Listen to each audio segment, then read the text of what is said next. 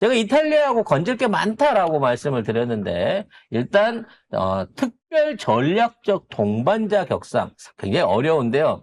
다른 데는 뭐, 포괄적 동반자, 이런 이런 여러 가지 협정 이름이 있습니다만, 특별 전략적 동반자는 이탈리아가 처음인 것 같습니다. 관련해서 내용들 정리하면서 우리가 이탈리아랑 기대해 볼 수 있는 가장 가까운 미래 사업이 뭔지 송 작가 TV에서만 알려드립니다. 네. 이탈리아를 국빈 방문 중인 이재명 대통령은 세르지오 마타렐라 이탈리아 대통령과 정상회담을 갖고 양국 관계를 특별 전략적 동반자 관계로 격상하기로 합의했습니다. 한국 대통령으로서 26년 만에 이탈리아 국빈 방문이자 현 정부 출범 후 첫 유럽 국빈 방문입니다. 양국은 일단 반도체, AI, 방산, 우주항공, 첨단 바이오 등 미래 첨단 분야에서 상호 보완적 협력을 강화하기로 했습니다. 자, 일단, 이탈리아가 이제 우리가 알고 있기에 그냥 축구나 좋아하고 와인 정도 만드는 나라로 알고 있지만, 축구? 어? 축구도 못하는데 월드컵 못 나왔어요. 아니, 그건 그쪽 동네가 험해서 그런 거고. 아니, 그래서 그래요. 아니, 중국만큼 실력이 없어서 계속 떨어지겠냐고. 네. 요새는 좀 실력이 없죠. 네. 예. 축구하고 와인만 알고 있지만 사실은 유럽 안에서 독일하고 쌍벽을 다툴 만한 공업 국가였습니다. 그리고 실제적으로 공업 기술도 굉장히 발달한 나라예요. 그래서 물론 여러분 알고 계시는 피아트 같은 자동차 회사들도 있겠습니다만, 유럽에서는 최초로 인공위성을 64년에 자체적으로 띄운 나라예요. 그건 몰랐네. 예, 발착륙하기 전에 이미 러시아, 미국 다음으로 인공위성을 띄웠던 기술이 있는 거고, 지금도 우주 기술에 관련한 유럽에서 가장 뛰어난 국가가 이탈리아입니다. 그래서 우리나라하고도 굉장히 이 위성 기술에 관련된 밀접한 협의를 진행하고 있었어요. 그러니까 이탈리아 자체가 우리나라가 지금 갖고 있는 위성 기술들, 레이더 기술의 절반 정도를 우리한테 제공한 나라입니다. 우리가 가장 자랑하는 에이사 레이더 같은 거 있잖아요. 에이사 레이더 안에서 이제 우리 모듈, 질화 관련 모듈 이런 것들은 우리가 처음에 이스라엘에서 수입하고 우리가 지금 자체적으로 만들어가고 있습니다만, 이러한 에이사 레이더를 운영할 수 있는 송수신 장치, 요거는 이탈리아제를 우리가 기술을 받아서 씁니다. 실제 이탈리아 제품을 그대로 받아서 쓰기로 하고요. 그래서 하나 시스템은 굉장히 오래전부터 이탈리아 그 레이더 기술들을 접종을 해갖고 우리나라에 지금 신형 에이사 레이더를 비롯한 각종 유도탄 무기들, 우리나라 인공위성들에 대한 인공위성 통신 체계들을, 이 위성 체계들을 이탈리아 기술로 범용해서 쓰고 있습니다. 그래서 우리나라가 지금 진행하고 있는 게 이제 저궤도 군사위성이잖아요. 네. 이 군사위성들을 전부 다 관제할 수 있는 시스템과 기술을 이스라엘에서 제공을 했었고, 그리고 마찬가지로 우리나라 이제 무궁화 위성들에 들어가는 각종 송수신 모듈과 기술들도 이탈리아제를 전부 다 쓰고 있습니다, 현재. 그리고 이탈리아가 잘하고 있는 게 그 우주 거주 모듈에 대한 세계 최강국이에요. 그러니까 우주 정거장이라든지 달기지라든지 앞으로 중장거리 우주 운행을 하는 유인 우주선에 들어가는 각종 생명보호장치 이런 것들을 전부 다 이탈리아가 세계에서 가장 잘 만듭니다. 심지어 우주복도 프라다가 진짜. 네, 우주복도 프라다가 그 원단하고 디자인들을 하고 있을 정도예요. 그러니까 우리가 모르고 있었지만 이게 굉장히 강한 우주 기술들과 위성 기술들을 갖고 있는 나라입니다. 그리고 또 하나 잘하는 게 뭐냐면 로켓 기술이에요.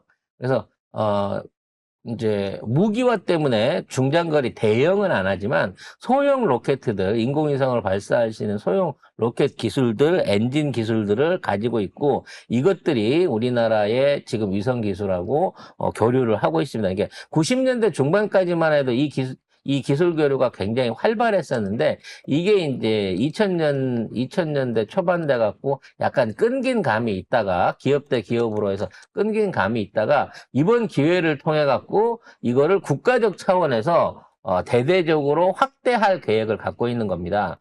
그래서 아마 이제 한국과 이탈리아가 손을 잡고 저궤도 위성 시장 기술들을 장악을 하게 될 겁니다. 지금 이제 아시다시피 그 스페이스X가 내일 모레 또 오늘이죠. 오늘 또 그 SOC를 진행하지 않습니까?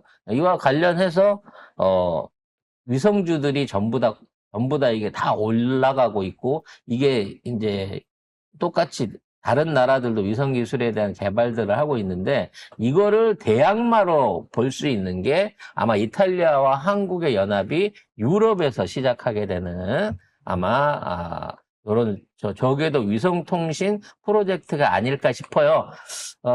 삼성이 이제 그 얘기를 했습니다. 조만간에 삼성 휴대폰으로 기지국 없이 다이렉트로 모든 전화 통화를 할 수 있는 기술을 휴대폰에 탑재하겠다라고 했는데 이게 이제 원래 스페이스X하고 그러니까 일론 머스크하고 좀 진행이 되는 것처럼 보였는데 조건이 잘 안 맞았나 봐요. 아, 나는 머스크하고 엮이는 거 반댈세. 그래서 그거에 대안으로 지금 이탈리아하고 이와 관련된 사업들을 진행하기 위한 노력을 하고 있습니다. 그리고 위성 발사에 대한 것도 굉장히 큰 돈이 되는데요. 한국과 이탈리아의 이 지정학적 위치가 양쪽 그 국가의 위치가 절묘하게 비슷합니다. 형태도 반도 형태로 길쭉하고 비슷해가지고 양쪽에서 위성을 그렇지. 쏘게 되면 우리가 이제 원하는 국가들이 자기 항공에 지나가는 시간을 맞추기 위해서 위성에 대한 그 최적의 발사 시간이 있어요.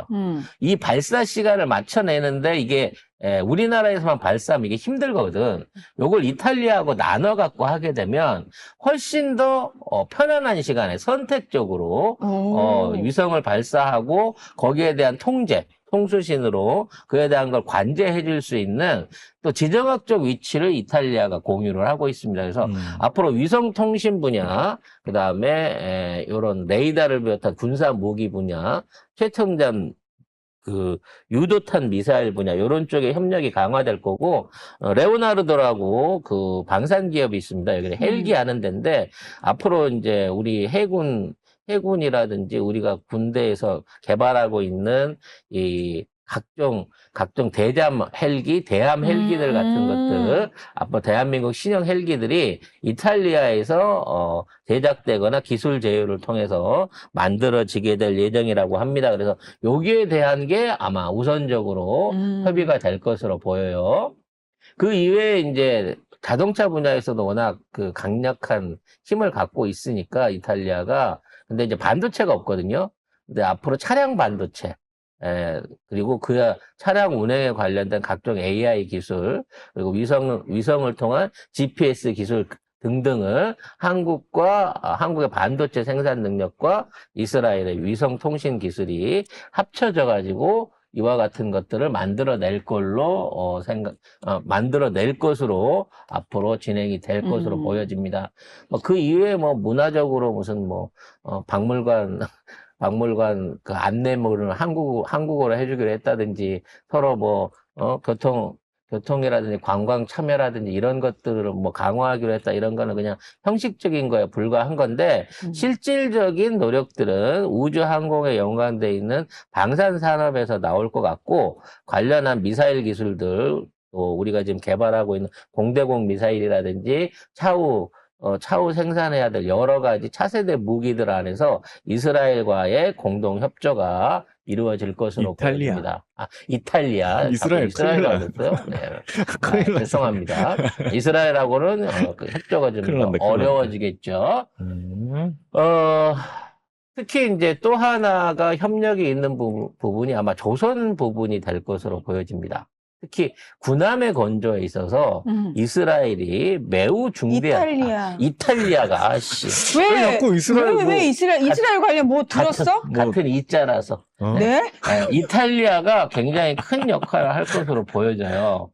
이탈리아도 우리나라랑 전반적으로 이 반도형의 국가를 쥐고 있기 때문에 여러 가지로 이 함정 건조에 매우 유력하긴 한데 뭐 철강 산업이라든지 뭐 이 기타 주변 산업들이 발전하지 못해갖고 그동안 대부분의 군함들이나 이런 것들을 사서 쓰는 형편이었거든. 근데 이거를 이제 AS를 그러니까 그 MRO라 그러죠. 이거를 고쳐서 쓰는 능력이 계속 유지, 부족했던. 보수, 예. 정비. 그래서 이 유지 보수 차원에서 우리나라 정부가 들어가면서 앞으로 신형 구축함 건조에까지 이탈리아가 우리 파트너가 될 가능성이 높습니다. 그러면 이탈리아 조선소에서 최신형 군함을 건조해가지고 유럽이나 또는 뭐 아프리카 국가들, 중동 국가들한테 판매할 수 있는 것도 현재 활발히 논의가 진행 중이라고 합니다. 오늘 오후에 대통령이 이제 그와 관련한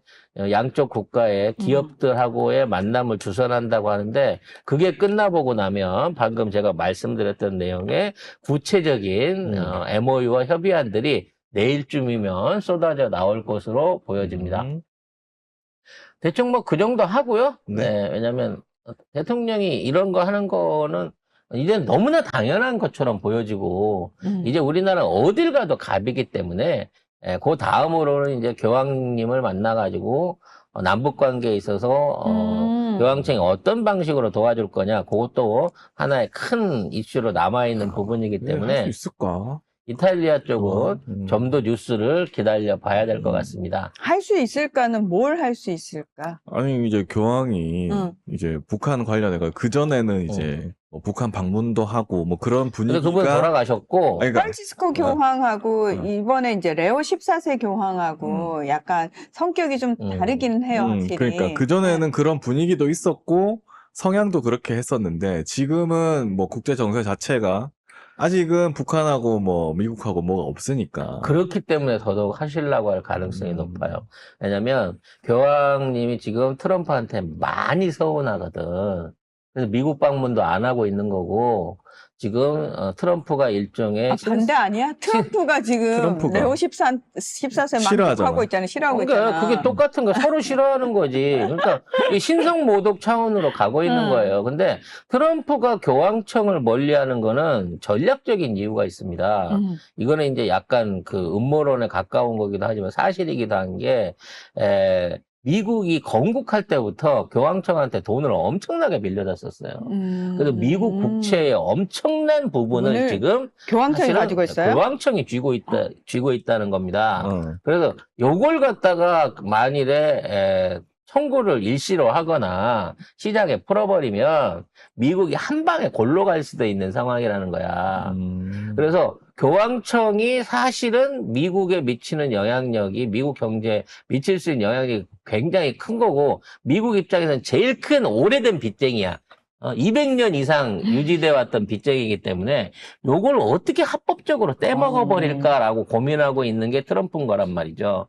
야, 그걸 떼먹을 생각을 한다고? 이게 애초에 이거를 갚을 수가 없어. 와. 원금하고 이자가 너무 크기 때문에 미국을 다 팔아도 이걸 못 갚아요. 원래 있는 그 부채 규모를 생각하면. 그러니까 그 자체를 갖다가 못 갚게 하려 그러면 미국의 통화를 바꿔버리든가 아니면 부채에 대해서 일종의 모라토리움을 선언해 버려야 되는데 그랬을 때의 파장이 두려워가지고 서로가 서로를 눈치 보고 있는 거거든. 그래서 이런 부분에 대한 음모론들이 오랫동안 존재했었어요. 근데 거기에 대한 음모론이라고 말씀을 하신 게 왜냐면 검색해 보시면은 다 나와요. 안 돼. 아니야. 검색하면은 당시 교황청은 타국에 돈을 빌려줄 재정적 여유가 없었어라고 나와요. 지금 보니까. 말은 그렇게 하죠. 근데 결국 미국 독립운동 독립자금부터 시작해갖고 관련된 돈들 결국은 이제 영국이 아닌 다른 데서 빌려야만 했었고 뭐 아프리카에서 불러올 거야, 중국에서 빌려올 거야. 그 당시에 돈을 빌려줄 수 있는 그 당시에 데는 외국 정부로부터 빌린 공식적인 부채는 약 1,200만 달러였대요. 요거는 이제 제가 재미나이한테 물어봤어요. 그랬더니 당시에 프랑스 왕국 가장 큰 재정과 군사적 네. 지원을 제공했다고 그러고요. 그다음에 네덜란드 공화국, 네덜란드 은행가들을 통해서 후반기 주요 자금을 조달했다고 그러고요. 스페인 왕국, 프랑스를 통해 우회적으로 혹은 직접 자금을 원조했다. 이런 내용들이 있네요. 그리고 이게 1790년대에 모두 청산되었습니다. 라고 재미나이는 말을 하고 있네요. 재미나는 미국 거니까 뭐. 아무튼 요런 사안들이 있는데 중요한 건 지금 북한을 미국이 선점해 갖고 뭔가를 헤게모니를 주려고 하는데 북한 입장에서는 트럼프 오는 게 껄끄럽단 말이야. 그렇기 때문에 교황청을 통해 가지고 간접적으로 먼저 어떤 형태로든 개방과 교류를 시작하고 지금 영국의 가장 그동안 북한이 묶여져 있는 상태에서 가장 많이 투자한 게 영국의 유태인 자금이었어요. 1년에 100억 달러 이상을 투자하기도 했었거든요. 코로나 직전까지만 하더라도. 그래서 그 자금들의 어떤 그 자금들과 또는 유태인 자금들, 기독교 자금, 카톨릭 자금들이 북한을 통해 가지고 선교라는 입장으로 또는 그 이외에 다른 경제적 목적을 가지고 들어가려고 쭉 간을 보고 있는 상황인 겁니다. 그렇기 때문에 저는 이번에 어떤 형태로든지 방북에 대한 메시지, 방북을 요청하는 메시지 갈 거고 거기에 대한 수락 메시지가 나오지 않을까. 라는 생각을 해보게 됩니다. 그리고 이번에 사실 시진핑 주석 갔을 때 우리 기레기? 우리 언론에서 계속 왜 김주애 나오나 안 나오나 막 이런 거 봤잖아요. 이게 그러면서 기레기들은 계속 언론 보도는 김주애가 후계자이기 때문에 데리고 다니는 거다 뭐 이런 얘기 나오잖아요. 제가 봤을 때 김주애를 데리고 다니는 건 김정은이 본인의 암살 위협 때문에 저는 데리고 다닌다고 생각해요. 어린애를 데리고 다녀서 특히 여자 어린애를 계속 데리고 다니잖아요. 잘 보시면 위험한 곳은 다 데리고 다닙니다. 그건 뭐냐면 어린이랑 같이 있는데 폭살할 수는 없거든요. 근데 미국이 이번에 그 관행을 깼잖아요. 가족들을 한꺼번에 다 날려버리지 않았습니까? 그거는 사실 사람들이 몰랐잖아요. 하메네이가 가족들과 함께 있다라는 건 공공연한 사실은 아니잖아요. 근데 김주애랑 같이 다니는 건 계속 공공연하게 얘기하잖아요. 그건 뭐냐면 김정은은 사람들한테 이제 인식이 된 거야. 김정은이 자기 딸이랑 같이 다니던데 이게 이제 전 세계에 퍼진 거야. 그래서 어린 딸내미를 총알바지로 쓰고 있는 거야? 방패막이로? 저는 그렇게 생각합니다. 그래서 못 건드리는 거예요. 어딜 가도 이제 김주애가 따라다닌다는 걸 알기 때문에. 근데 그럼 이번에 시진핑 주석 때는 왜요? 당연하죠. 시 주석이랑 만나는데 거기다 폭탄을 떨어뜨리겠냐고. 김정은을 그 자리에서 암살을 하겠냐고요. 못하지. 당연히 못하는 거죠. 아무튼 어찌 됐거나 이번 이탈리아 방문을 통해 가지고 외교적으로도 그렇고 실무적으로도 그렇고 좋은 성과를 꼭 만들어내실 거라 믿습니다. 최근 들어 분명 잤는데 아침마다 일어나기 힘드신 분 있으시죠? 멍하고 몸도 무겁고 집안일에 업무에 손목도 피곤하고 이제 내 몸에 건강 수호신을 선물해보세요. 저는 솔직히 반신반의하며 2주간 착용해봤는데 잠도 훨씬 잘 자고 개운한 아침이 시작되더라고요. 혈액순환이 잘 되니까 몸도 따뜻하고 하루 종일 활력이 넘치더라고요. 디자인도 남녀노소 예쁘게 착용하기 좋고 사이즈 조절이 쉬워 팔찌, 목걸이, 반지 등 다양하고 필요한 부위에 활용 가능해요. 그리고 여러분, 숙취 해소에도 짱이래요.